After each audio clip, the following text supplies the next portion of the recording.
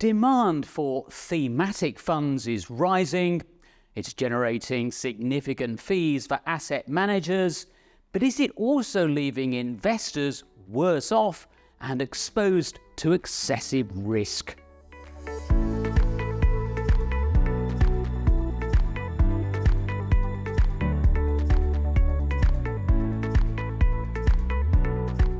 Thematic funds are all the rage. They've seen a substantial rise in assets under management, and more advisors and investment consultants are recommending them. But do they make good investments?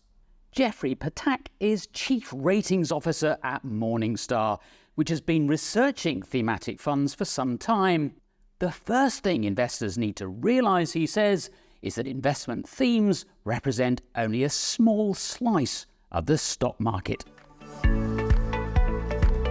About our very narrow slices of the market, and the themes can take different forms. The theme could be artificial intelligence, it could be innovation, it could be medical breakthrough, it could be something that has more of a political bent to it. But in each one of these cases, you're taking a slice of the market, that slice representing companies that conform to the theme that you have defined and the attributes that make it up. So thematic funds are concentrated bets and therefore much riskier, say, than a broad market index fund. Another problem is that by the time these funds are launched, the stocks within them are already relatively expensive. Are they more often in the value column of the style box, the core column, or the growth column of the style box? And what you find is when you look at these thematics, around 3/4 of them are in the growth column of the style box. What does that mean? It means that they're growing, but it also means that they are not inexpensive. These tend to be pricey stocks, explaining why these funds so often are plotted in that growth column of the style box. You're courting quite a bit of price risk, and that's something that investors should be conscious of, notwithstanding their enthusiasm for the theme. Then there's the behavioral aspect of thematic investing. All investors are prone to buy and sell at the wrong time, but thematic investors are especially so. We can tally up the performance of thematic funds and ETFs based on their trailing returns, however you want to measure it. That's very straightforward. What my colleagues have additionally done is they've attempted to estimate the return of the average dollar, let's call it, that has been invested in thematic funds over time. So the way to think about that is an internal rate of return. It's the dollar-weighted return, which is different than a fund's return. The fund's return is a time-weighted return. It assumes a lump sum was invested at the beginning, and here's what the return was by the end. As we know, money comes in, sort of very idiosyncratically to these products, and so it can become important to measure how the average dollar performed over time. And what we found is that while the average thematic fund gained around 7% per year, the average dollar only did around 2% a year. So that's a 5 percentage point gap that owes to bad timing, people buying high, selling low, so to speak. And I think that these products have tended to bedevil investors over time. They have gotten enthused about them a bit too late, and perhaps they've soured on them before they ought to have. And that's why you end up with these kind of yawning gaps between what the funds earned and what the average dollar earned over time. One of the most popular themes currently is artificial intelligence. Jeffery Ptak is very excited about the potential for AI, but less so about AI-themed investment products. The technology holds such promise, and I think that the benefits that it confer will ultimately flow to stakeholders, including stockholders in many of the firms that make up the market. In a sense, at the risk of hyperbole, I think that we're entering or have entered into a new age. Having said that, that is a completely different assessment that I would make of an AI-themed product. And why is that? I mean, there's some very sort of prosaic reasons why you might not succeed in an AI product, one of which is by the time the product comes along, those stocks might be very, very expensive because many other investors out there are just as enthused about the area as you or I are. The market is a very efficient discounting mechanism. And so when it becomes evident to market participants that a certain technology holds promise and it's something that could yield benefits to stockholders over time, what's going to happen? That's going to get priced in pretty readily to those stocks.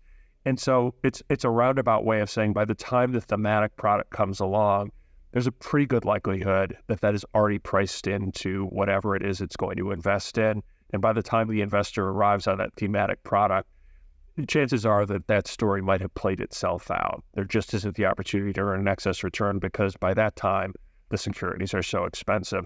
So that explains the dichotomy, why I could be very excited about something like AI, but take a very dim view towards AI thematic ETFs or funds. Investors love stories, and thematic funds always come with a compelling narrative. That's why they're so often featured in the financial media. We've all heard of story stocks. In a sense, these are story funds. You know, it's an easier sell when you can package up a set of securities, you know, slap an ETF name on it and go out to the market and say, you want a piece of this action? You know, you want to get on this train? Here you go. I've got just the thing for you. It's usually not quite so explicit or salacious, but that is the way the story is told in practice. And we know that that pushes buttons.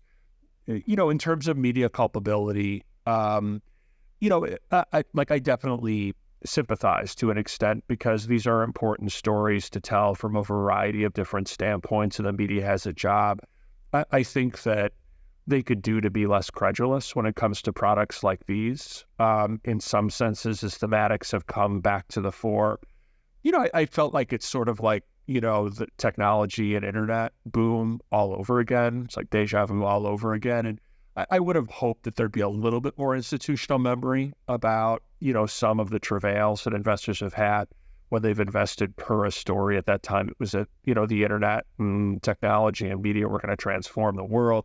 They did, but they didn't transform stockholders' world. If anything, they made it more complicated because investments in those narrow areas at that time were ruinous. For all the progress that we have made in, you know, shifting investors into lower costs, largely mechanized, rules-based strategies like index funds, you know, it sort of storytelling and the hold that it has on investors at large, it's just profound. It's so permeating. It's a huge, huge part of markets and how it is investors make decisions.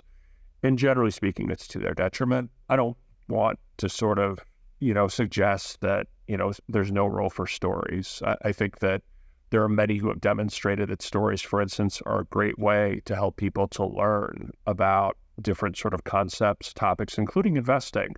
And that's quite important. However, I think it goes a bit too far.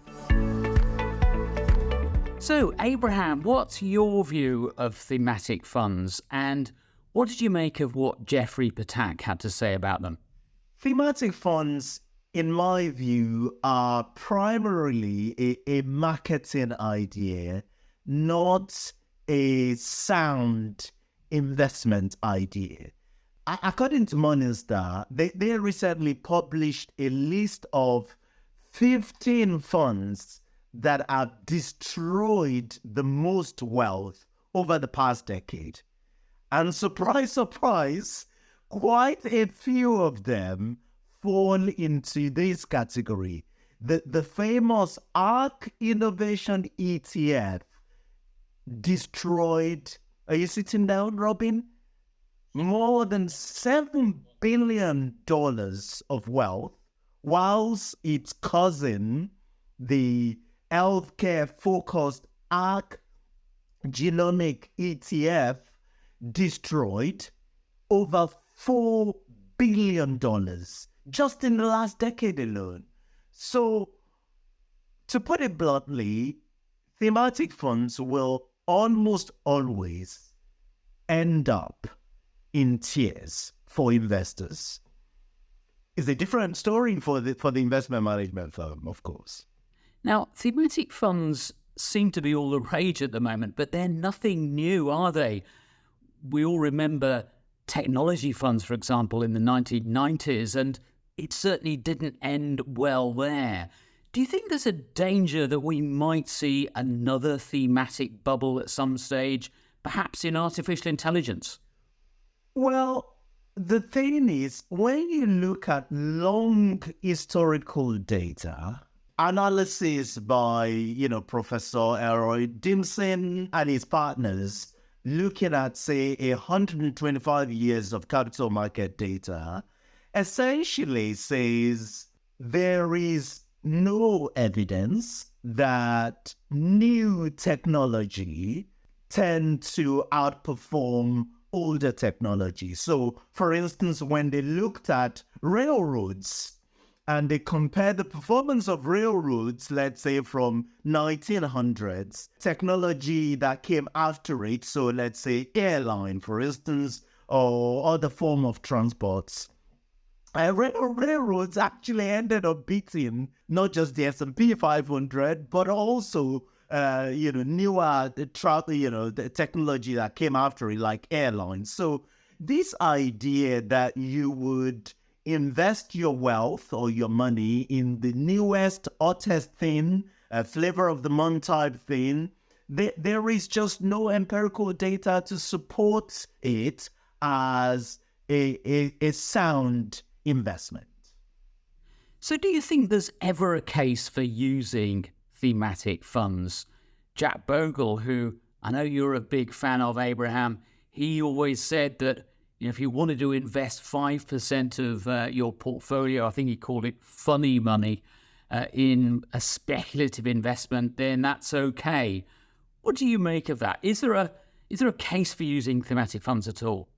Well, Robin, the phrase "sin a little" comes to mind. The trouble is there are so many things competing for this 5% of your portfolio. Gold, commodities, there's talk of cryptocurrencies. Now you're referring to thematic funds. If you think investing 5% of your hard-earned wealth, 5% of your portfolio in any of these junks, the energy and the effort, there's nothing I or Jack Bogle or anyone else can say to stop you.